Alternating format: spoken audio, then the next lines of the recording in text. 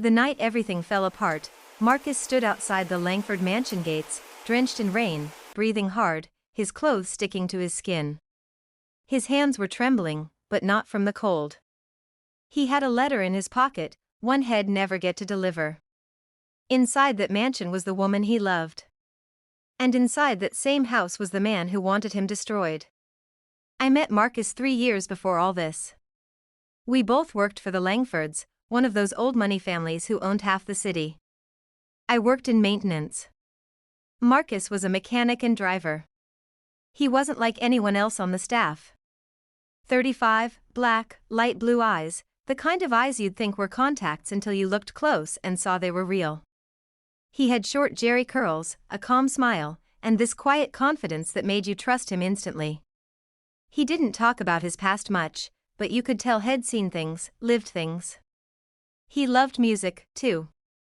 Always had his old radio playing soft jazz while fixing cars. Sometimes he'd hum along, smooth voice, low and deep. Then one day, she came back home. Emily Langford. Mr. Langford's only daughter. 25, beautiful, rich, smart, but with this sadness behind her eyes. She had just finished a degree in business abroad, and everyone in the mansion acted like a queen had returned. I remember the first time Marcus saw her, she drove into the garage in her white convertible, yelling because her tire had blown. He was under a car, covered in grease. He stood up, wiped his hands on a rag, and said with a half smile, "Guess money doesn't buy good parking skills." She laughed, shocked, then charmed. No one ever spoke to her like that. That was the start. She started showing up more often, checking on her car, she said. But soon, she was just hanging around. Asking questions. Wanting to know about his life. Marcus tried to keep it professional at first. He told me one night, "She's the boss daughter, man." Trouble spelled in gold letters. But it was already too late. She'd bring him coffee, lunch, excuses to talk. She'd ask about his music. He'd tease her about never working a day in her life. They'd laugh. Then came the nights, her sneaking down to the garage when everyone was asleep. Talking for hours. Sometimes sitting in silence. It wasn't a game for them. You could feel it. I caught them once, sitting close, hands almost touching but not quite. The kind of moment that makes you hold your breath even if you're not part of it. Things got serious fast. Marcus told me he was in love with her. He said, "I know how this ends, but I can't stop it. She makes me forget the world owes me nothing." He wasn't lying. He glowed around her. And Emily? She looked alive for the first time. But love in that house was never private. Someone talked. Maybe one of the guards. Maybe the housemaid who saw them in the garden one night. Either way, Mr. Langford found out. He didn't yell. He didn't throw things. He invited Marcus to his office the next morning. I was outside the door. I heard the whole thing. Mr. Langford said calmly, "I know about you and Emily." Marcus didn't deny it. Then Mr. Langford said, "Do you understand how small you are in my world? You are a worker. She is legacy. End this, or it'll end you." He offered Marcus a bag of money, I saw it. Thick stacks. Enough to start over anywhere. Marcus pushed it back and said, "You can't buy how I feel."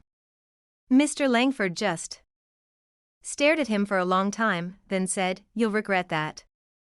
After that, everything changed. Emily was locked down. Guards followed her everywhere. Her phone, gone. The house gates, closed. But she was clever. She started leaving letters hidden in the laundry, knowing Marcus handled the deliveries sometimes. He gave them to me to pass to her when I could. One note read, "I don't care about the rules.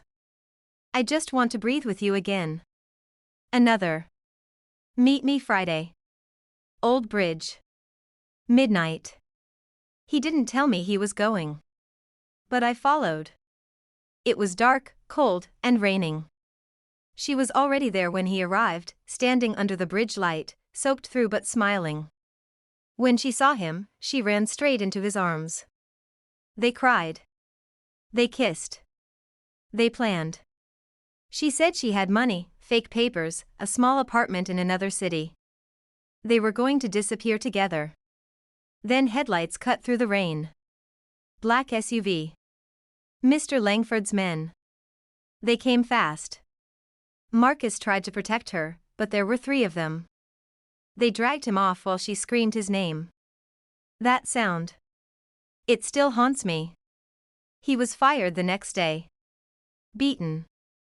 Told if he came near her again, the police would find something on him, drugs, weapons, whatever it took to destroy him. He didn't fight back.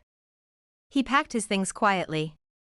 Before he left, he told me, if she asks for me, tell her I'll never stop waiting.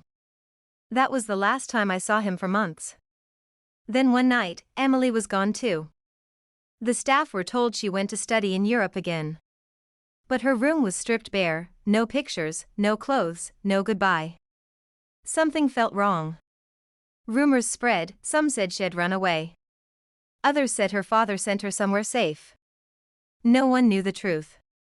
2 weeks later, Marcus came back. Late at night.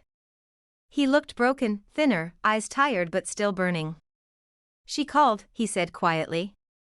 She said she's safe but can't say where. Told me not to come. He gave me a letter then, folded in half.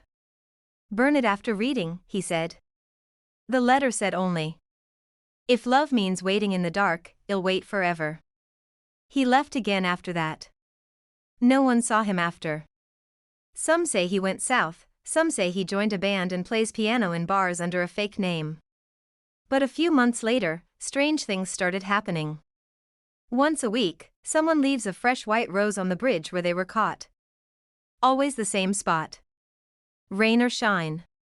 Sometimes, when I drive past at night, I see a figure standing there. A woman, maybe. Just standing, looking out at the water. I don't stop. I just drive slow and watch her fade in the rearview. It's been 4 years now. The Langfords still live on that hill. Emily never came back. Mr. Langford rarely speaks of her. Marcus, still gone. But sometimes, I think about that night in the rain. The look on their faces when they found each other. The kind of love that doesn't need words, that doesn't care about who's rich or poor, black or white. The kind of love that breaks every rule and still refuses to die. Thanks for watching, everyone. If this story got you thinking, or feeling, please like, share, and subscribe. Hope you all have a peaceful day. And remember, sometimes the most impossible love stories are the realest ones of all.